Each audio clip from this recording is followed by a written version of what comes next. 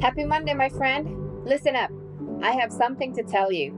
Did you know that happiness isn't some far off dream only a few lucky people stumble upon? Nope, it's right here. It's waiting for you to grab a hold of. You cannot just sit around waiting for it to happen.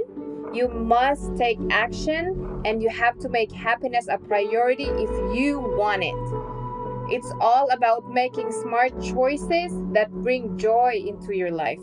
So make today the time to unlock that happiness door that's been patiently waiting for you. You cannot wait any longer. Now is the right time. So whether you're ready or not, let's do this and you'll be glad you acted now. Today, I want to talk to you about how our choices can make us happy. Did you know that we have an inner voice called intuition that helps us make choices that feel good inside? It's like having a little helper telling us what's right for us. So get ready because together we'll discover how our choices can bring us a lot of happiness. Happiness. What is happiness anyway? Why does thinking about happiness sound complicated sometimes? For me, happiness is all about making choices that fit you perfectly. It's like finding the right pair of sneakers that make your feet do a happy dance. But first, remember that happiness is personal. So focus on what brings you joy. Align with your passions, whether it's playing sports or creating art. Maybe your passion is about helping people, or maybe your passion is about joining marathons. Whatever you're passionate about, let them guide your choices. You need to trust your inner voice. You know, that little voice inside of you that knows what feels right. You need to choose quality over quantity and surround yourself with things and people that bring happiness to your life. And do not forget gratitude. You need to appreciate the little things and watch how it will make you happy just by doing that. Like for me, every day above ground is something I appreciate day by day when I wake up. Because I think of it as a chance for me to make myself better, a chance to spend quality time with my husband and my friends, a chance for me to help other people, a chance for me to watch my children grow, and a chance for me to impact other people's lives. It's one thing that ripples if you really focus on how it can affect your life overall.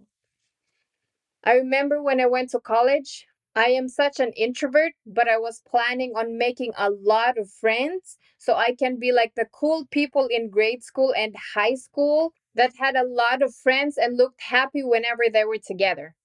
And I was very optimistic about it because I know that attending a school where you don't know 90% of the students, I was thinking that I will be able to pull it off and not worry about them finding out about my background. My background that made the parents of my potential friends in grade school and high school stay away from me. A background that I was very embarrassed of because it made me feel like we were criminals. I'm talking about me and my dad here, by the way. A background that I, as a child, didn't want to talk about in front of people because it's not comfortable, and that it was enough for other people, especially parents, to tell their children not to befriend me. A background that made people laugh at me. A background that made me want to stay inside of my house at all times. A background that made me so embarrassed to walk home with my schoolmates, knowing that they will find out where I lived. A background that made me fearful of not being able to find a friend, even just one friend, which was all I have been praying for to begin with. What is this background that I'm talking about, you may ask?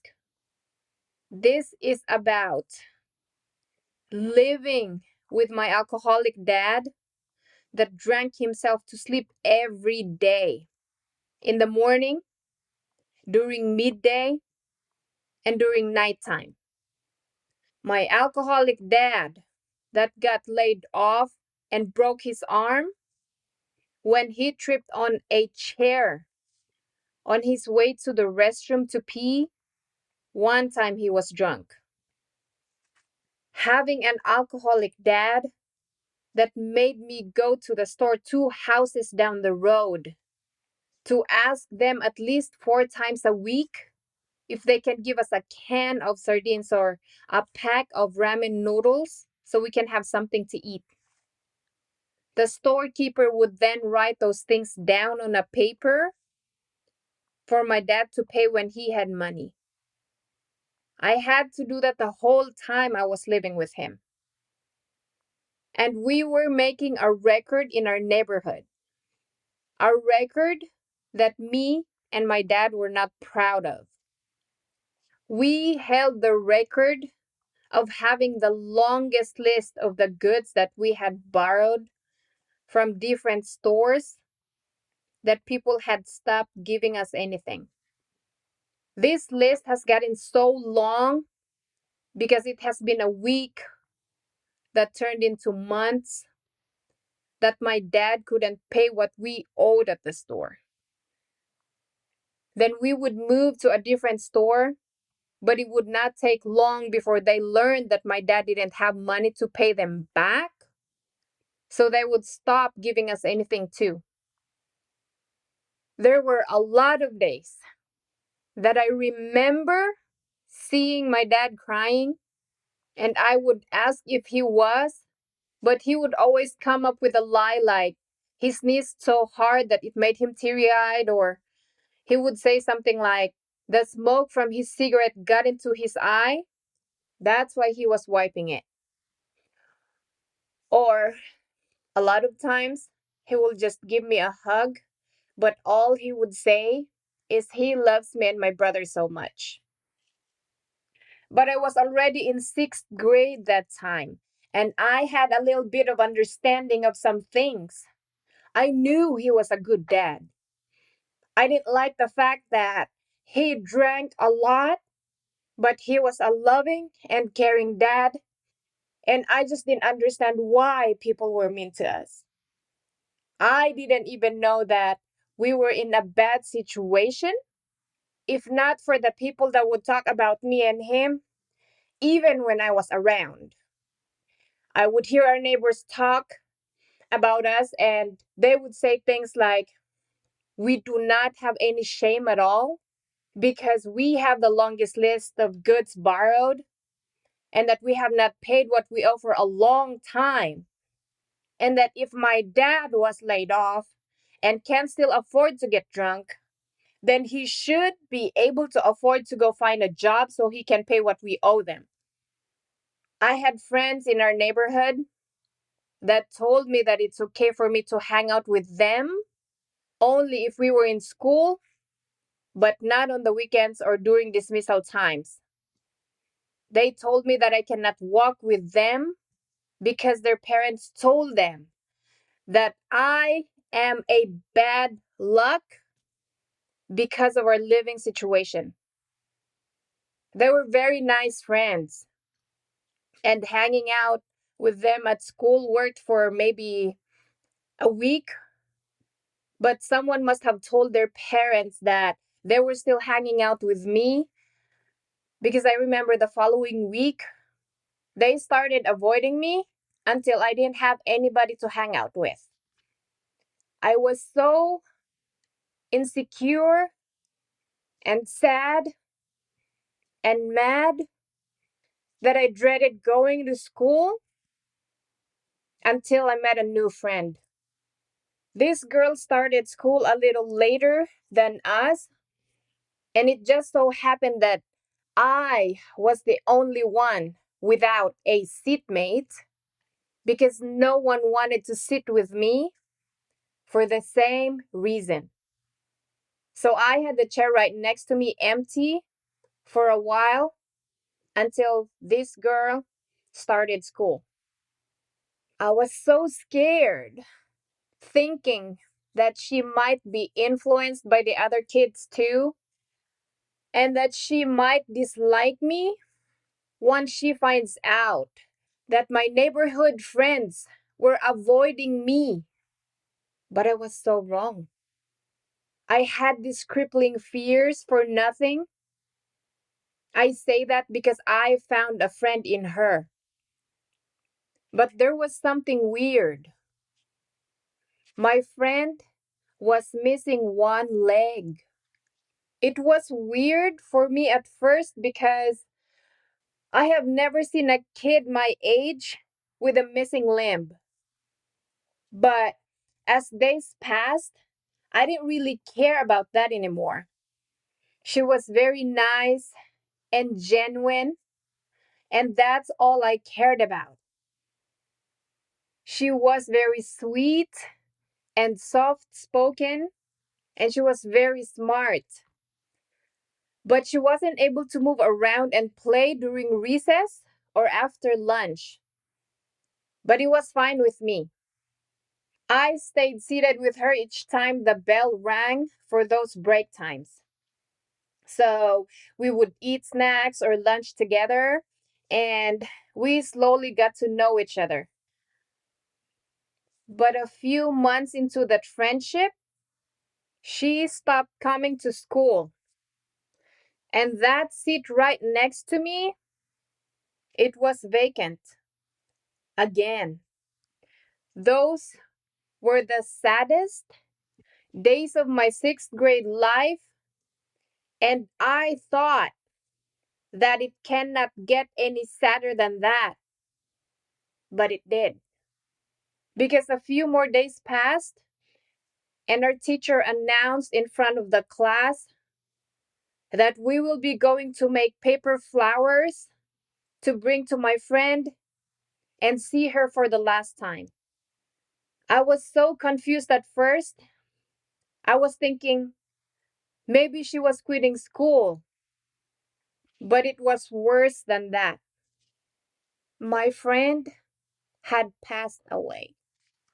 I heard that she had an infection on the part of her leg that got cut off the year before, and they were very, very poor, that they were not able to bring her to the hospital, and also because she had refused.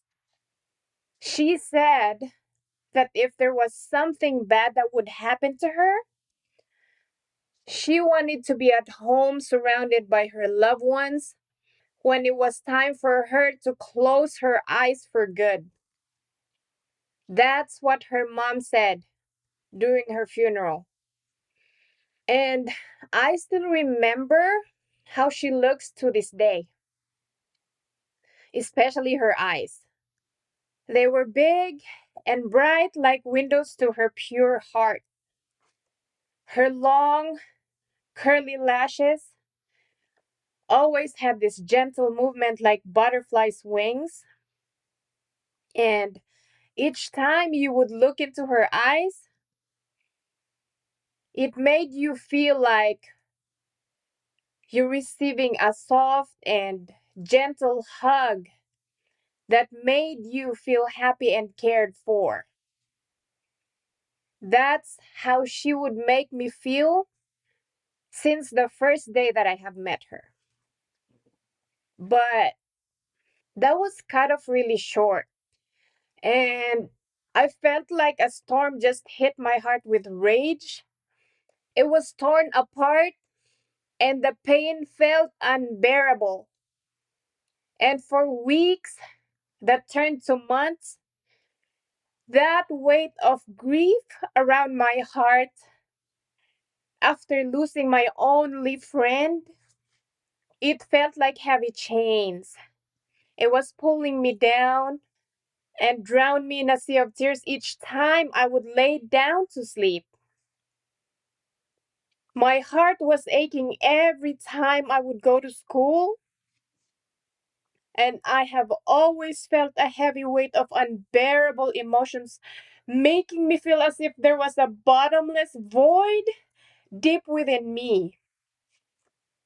I was questioning God at that age, what I did to deserve that very deep feeling of unhappiness at home and at school. And I would also ask Him, is there ever an ending to this unhappiness? What do I have to do to be happy? I didn't know. Besides, I was only 11 and I didn't have anybody to tell me how to be happy. So for a long time, I didn't know how. Until one day, when I was at home crying over my friend that I lost, the friendship that I don't have anymore, our living situation, and the mean people in our neighborhood, all of these negative feelings inside of me, it made me so mad that I decided right there and then that I was the only one that can help myself to be happy. So I promised myself to start focusing on what brought me joy, to start listening to my inner gut, to stop caring about what other people will say about me and my family. Because at the end of the day, what I chose to feel, what I chose to do, what I focused on, and the actions that I took, these are the only things that will matter and that will lead me to happiness if I chose these things wisely. So for years, I slowly but surely invested in things that had made me happy. I had focused on starting a family and made sure that my children will never get hungry. I chose to make sure that I will find a way to have a stable job, to be able to provide not just for the needs of my family, but to also help other people that I cared about, to help them get educated and find stable jobs too, to support their families so that they will never go hungry like I did when I was younger. I had chosen to embrace resilience, and I had chosen to train myself to stand back up over and over each time I would fall. I had chosen to plug my ears really good when it comes to the negative people that always had a comment about how I was living my life. I had chosen to keep going and keep focusing on what matters to me.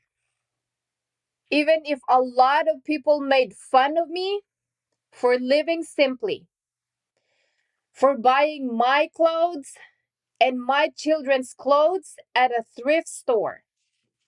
They would make fun of me for driving an old car. And some would call me out for not buying lunch with them because I always brought mine because it was cheaper. And they would make fun of me for just having one pair of work shoes that I would use every day for at least 2 years. But I didn't let those things bother me. Instead, I had chosen to start building confidence, and I promised myself that I will reach a point that no one will ever talk down on me again. I had trained myself to listen to my inner voice and trust my guts especially when there's a lot of noise around me, making me unsure of what decision I have to make.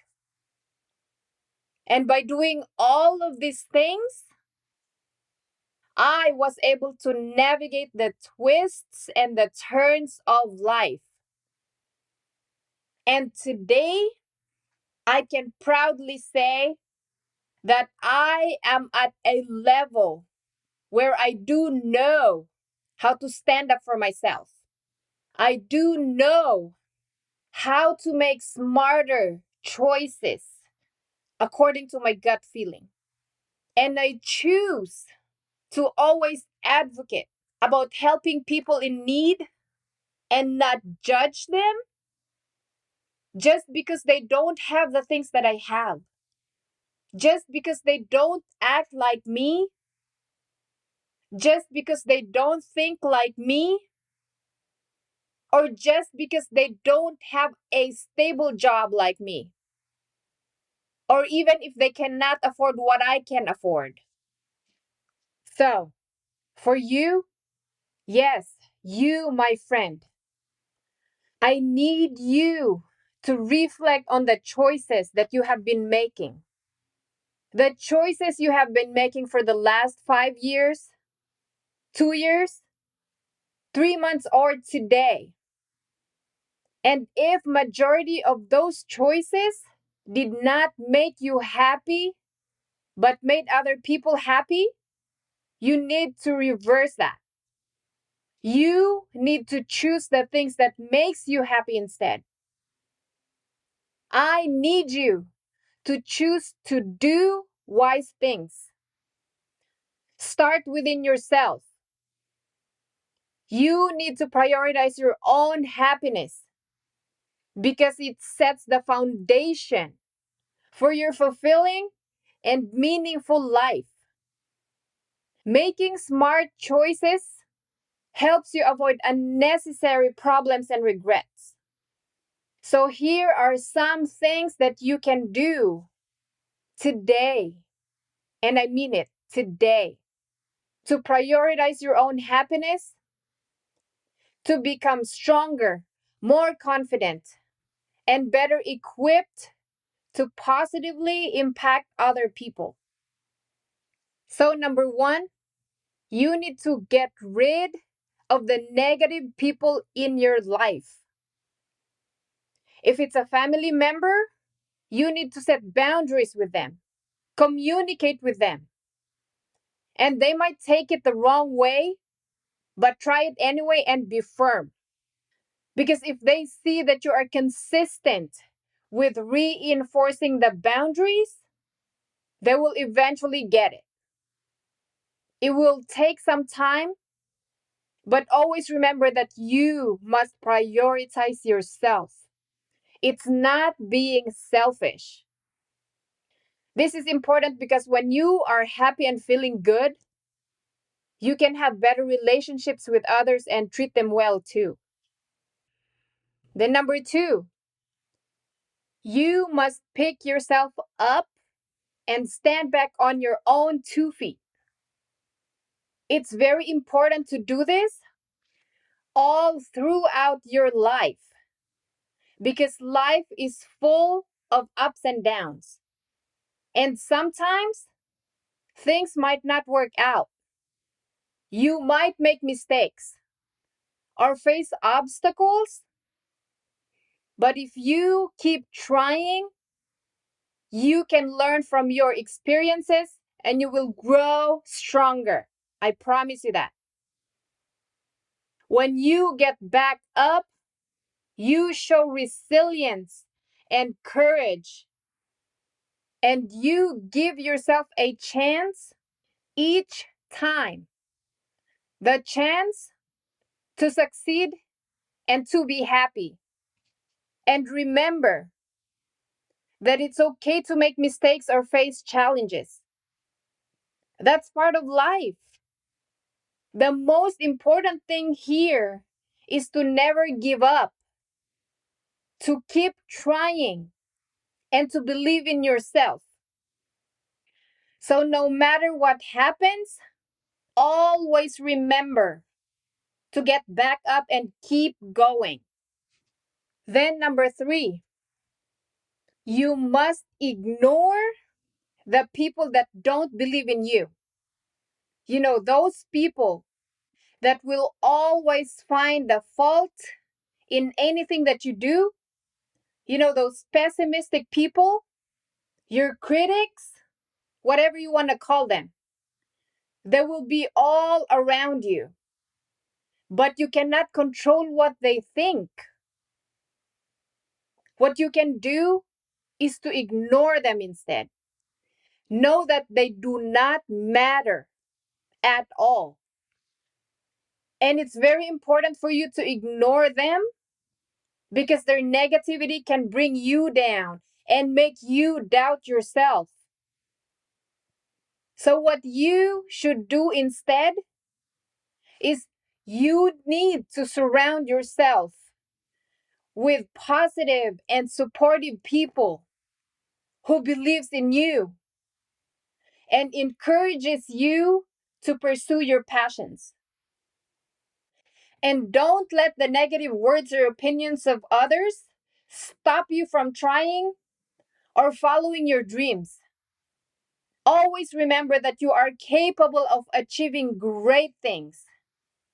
And sometimes, if not all the time, it's best to tune out the negative voices and focus on your abilities and aspirations instead.